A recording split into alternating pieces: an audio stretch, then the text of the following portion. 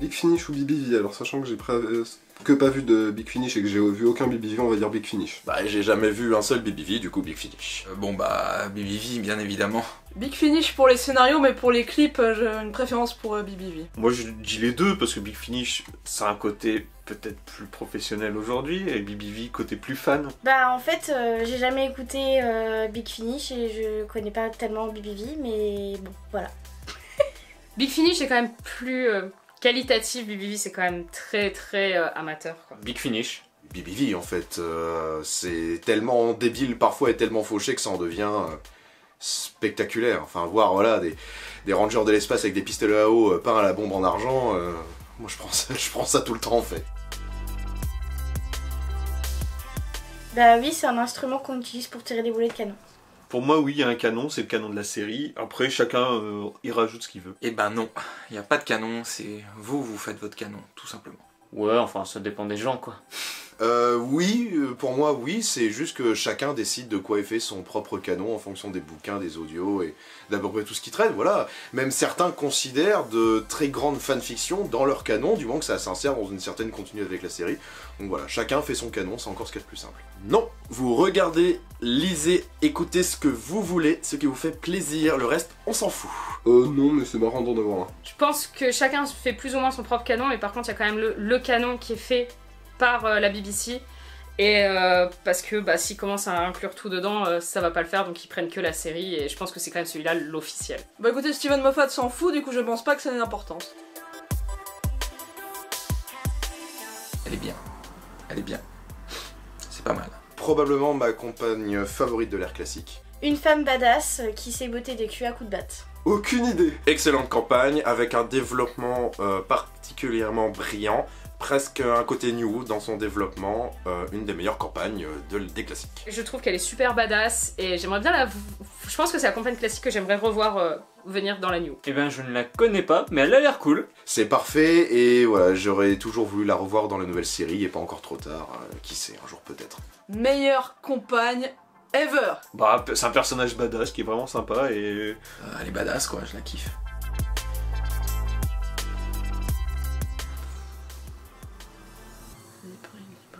C'est de la merde. Bah fil rouge un peu pourri qui a été... qui aurait pu être bien si ça avait été bien fait, mais là c'est juste foutre hybride dans chaque épisode, ça sert pas à grand chose. Bah c'est une bonne idée à la base, mais tu sens qu'ils l'ont pas tellement conclu comme fil rouge, c'est dommage. L'hybride c'est super mal expliqué, c'est bordélique, et en gros c'était juste du name dropping pendant tous les épisodes, jusqu'à la fin on dit eh bah c'était eux depuis le début, et j'ai pas aimé ce fil rouge. Ben j'ai toujours pas compris qui c'était en vrai. Mais... Finalement, un fil rouge que je trouve très correct à la différence de beaucoup. Une conclusion peut-être un petit peu pétée, mais finalement une réflexion assez intéressante de la part de Steven Moffat. L'hybride c'était une bonne idée, mais ils ont pas osé aller jusqu'au bout. J'aime beaucoup la saison 9, je l'ai vu 3 fois, j'ai toujours pas capté ce que l'hybride était. Je trouve pas ça bien expliqué du tout, je sais pas si c'est le docteur, je sais pas si c'est moi, je sais pas, j'en sais rien. Bah, c'est incompréhensible, hein. Enfin pour moi l'hybride c'est le docteur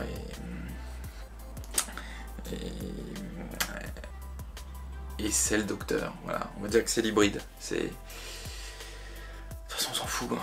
L'hybride en fait, c'était toi, dans ton cœur. C'est une bonne idée de monstre, mais je trouve que elle a pas été totalement bien utilisée. Ils auraient pu faire un petit peu mieux. Le silence était bien au début quand c'était des mecs super mystérieux, et en fait après, à partir du moment où ils ont commencé à faire une histoire autour avec des histoires de moines, soudain c'était chiant. Un super concept pour des monstres très effrayants, dommage qu'ils soient impliqués dans une storyline qui est complètement partie en couille. J'ai le droit de dire couille? Un excellent concept, un excellent design, complètement gâché par la fin de la saison 6 qui est à jeter aux oubliettes. Le silence c'est un peu les anges pleureurs ratés en fait, c'est le truc qui devait bien fonctionner, qui avait un fort potentiel, mais qui a raté par rapport à ce qu'on peut faire les anges pleureurs. Des monstres qui étaient assez intéressants quand ils ont été introduits la première fois, qui ont fini par être n'importe quoi à la fin, pour être des sortes d'évêques en colère qui se faisaient oublier. Bah voilà quoi, c'est... Je préfère justement qu'on les oublie et qu'ils ne reviennent plus jamais dans la série. Bah, je voulais bien vous dire ce que c'est, mais malheureusement j'ai oublié, voilà. C'est con. De quoi on parlait déjà? On s'en fout. C'est pas Theta Sigma? Bah c'est Doctor Who. Tout le monde le sait. on le sait. C'est Jean-Michel. C'est pas Tata Sigma, un truc comme ça? Je pense qu'on devrait jamais savoir le vrai nom du docteur parce que ça casserait complètement rien que le titre de la série. Bah c'est Basile. Bah c'est pas Cochaille? Eh bien, tout le monde sait que c'est... Danny Pink, j'ai pas grand chose à dire sur Danny Pink. Je croyais que t'allais dire, on s'en fout. Moi je l'aime beaucoup en fait et je trouve qu'il est même mieux écrit que Clara, j'aurais bien aimé le voir plus longtemps. Bah moi en vrai j'aime bien le perso. Insupportable, j'ai fait la danse de la joie quand il est mort. Danny Pink, c'était un jaloux, obsessif, machin truc, et je l'ai vraiment trouvé pénible, et j'ai pas été attristée par son départ, enfin par sa mort. Un gros sexiste avec un acteur plutôt moyen. Finalement, le seul point positif, c'est qu'il meurt. Ce que j'en pense, c'est qu'il est mort. Voilà, quelqu'un s'est pas arrêté à temps et a arrêté un grand compagnon en plein dans son élan. Non mais voilà, Danny Pink, c'est un personnage qui est parfaitement transparent, on veut lui donner une texture, une profondeur. Au final, j'ai l'impression de lire un post-Skyblog un peu edgy sur un personnage qu'on aurait inventé, enfin voilà, c'est pas...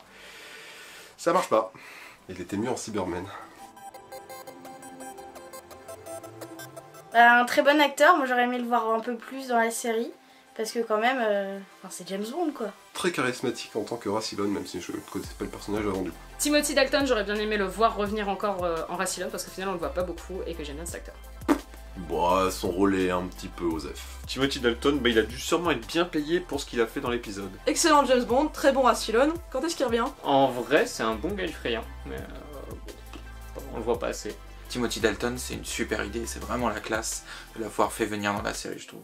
Parfait, le meilleur Rassilon, il aurait dû jouer tous les rôles de la série plus 63. Non, plus sincèrement, j'ai été énormément déçu de ne pas voir Timothy Dalton revenir avec Peter Capaldi, parce que j'attendais qu'une chose, c'était les voir s'affronter. Mais bon. Moi j'adore Bill Potts, je trouve que c'est une campagne qui revient aux sources un peu, et du coup, qui est vachement sympa. Une excellente campagne, avec un développement particulièrement touchant, et une fin... que je trouve en demi-teinte, mais qui se défend. Je peux pas faire de blague parce que c'est tragique et ça me fait mal au cœur. Bonne compagne, mauvais Cyberman. Bill, elle est formidable, sa fin est trop triste, elle nous manque beaucoup. Bill Potts, c'est ma compagne Who préférée, et je suis un peu dégoûtée qu'elle soit restée qu'une seule saison. Une excellente compagne, j'ai l'impression qu'on a tendance à un peu trop l'oublier, surtout depuis que Jodie Whittaker est arrivée, j'ai l'impression que plus personne ne parle de Bill Potts sur certains groupes ou forums. Au contraire de Danny Pink, elle avait un développement qui était vachement intéressant, elle avait beaucoup de réparties, beaucoup de caractères. J'ai l'impression que c'est un peu comme ça que des personnages comme Martha, etc. auraient dû être écrits en fait. Bah moi j'adore le personnage, je trouve qu'elle a une super énergie et que le duo avec le docteur fonctionne super bien, ce côté professeur et élève. C'est dommage qu'elle ne soit restée qu'une saison parce qu'elle est incroyable. C'est parce que c'est moi qui ai mis ça et je sais pas comment répondre. Les fans de Doctor Who, c'est comme tout, il y en a des biens et il y en a des moins bien. Pour Doctor Who, mais c'est valable aussi, je pense, pour d'autres fandoms, bah sans les fans, il n'y aurait probablement pas, ou plus Doctor Who en tout cas. Bah c'est des cons. non, je vais pas dire ça, c'est mal. Bah c'est comme dans toutes les communautés, il y a des bons puis il y en a qui saoulent un petit peu, mais bon on est là ensemble et on supporte tous la même série donc... Nul. Nul. Surtout lui là. Ah bah c'est tous des cons. Bah c'est tous des cons. Toi tu gardes. C'est comme Marion. Comme Marion, elle a dit non, mais je le garde pas. Ils font un peu peur au début, mais on s'habitue. Ou pas. Ils sont sympas. Regardez le documentaire sur le fandom de Doctor Who, il est très intéressant. Et bah pour savoir ce que j'en pense, il faudra tout simplement regarder le documentaire avec lequel je travaille depuis plus d'1 an avec Pauline et Julien de Pepperpot. Voilà.